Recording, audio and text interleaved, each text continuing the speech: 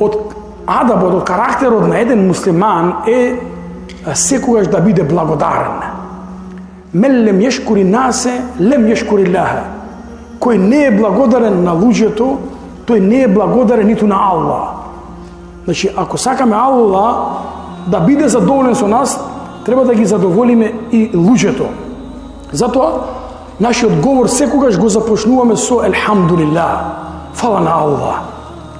Вели Мухаммед салаллаху алейхи ва саллям во хадис сахих: "Иза кале л-абду Елхамдулиллахи катиран, кале Аллаху лил малаика уктубу ли абди магфиретен ва рахметен катира."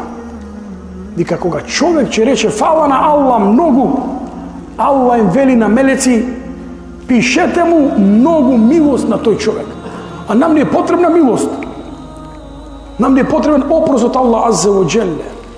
Бидејќи ние денеска, како што гледате, живееме во едно динамично време.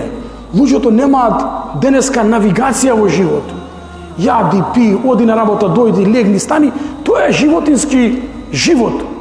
Алладина јакулун ва таматтаун улаика кал анам бел хум адал, вели Аллах аззе ва джелле. Оние кои мислат само да јадат, да пијат, да се множат, тие се како животни, па и бетер. Ти си човек кој Аллах те надарил со ум и со разум. Ти имаш некоја благородна мисија на оваа дуња. Не си доден овде кај џабе, да јадеш, да пиеш и да умреш.